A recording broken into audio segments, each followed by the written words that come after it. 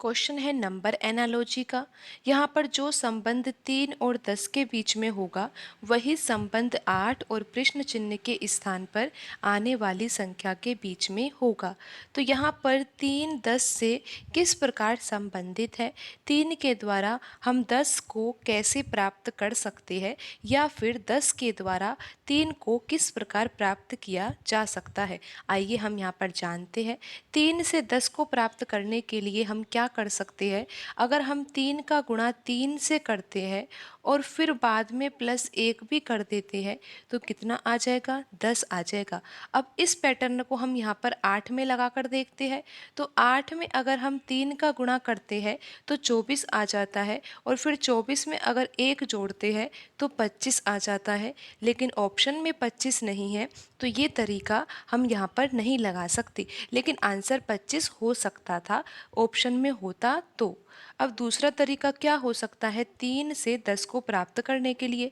हम यहाँ पर 3 का वर्ग भी कर सकते हैं, क्योंकि 3 का वर्ग क्या होता है, 9 होता है, और 9 में 1 जोड़ने पर 10 प्राप्त होता है। और यही पैटर्न हम 8 में लगाते हैं तो क्या आता है, 8 का वर्ग 64 होता है, और 64 में 1 जोड़ने पर 65 आता है।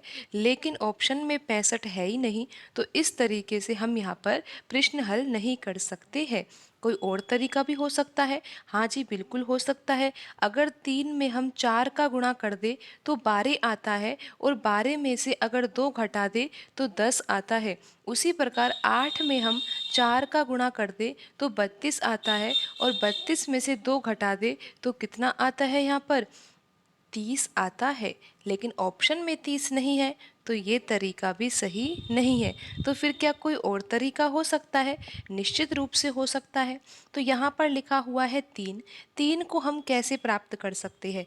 अगर हम यहाँ पर 2 का वर्ग करें, 2 का वर्ग कितना होता है, 4 होता है, और 4 में से अगर 1 घटा दिया जाए तो 3 आ सकता है। फिर 10 को किस प्रकार लिखा जा सकता है? 10 को लिखने के लिए हम 3 का वर्ग करें, 3 का वर्ग होता है 9, और 9 में हम अगर 1 जोड़ देते हैं तो 10 आ जाता है। तो अब आप यहाँ पर देखिए, जो ये पैटर्न लिखा है हमने कैसा लिखा है, यहाँ पर 2 लिखा है, यहाँ पर 3 लिखा है।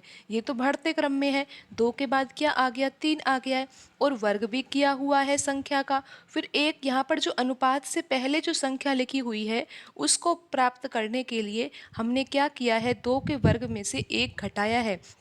लेकिन अनुपात के बाद लिखी हुई संख्या 10 को प्राप्त करने के लिए जो हमने संख्या का वर्ग किया है उसमें 1 जोड़ा है। तो यहाँ पर आपको इतना पैटर्न तो समझ में आ ही गया है कि जो यहाँ पर 3 और 10 लिखा हुआ है इनको हमने कैसे प्राप्त किया है।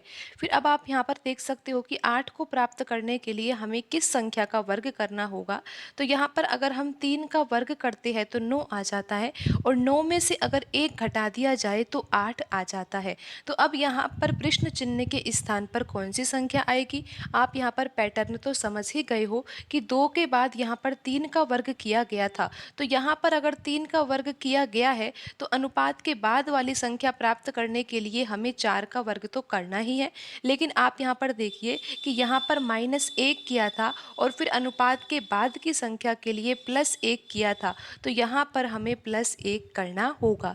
4 का वर्ग कितना होता है, 16 होता है। 16 में अगर 1 जोड़ दिया जाए तो कितना आता है, 17 आता है, और 17 लिखा हुआ है ऑप्शन डी में।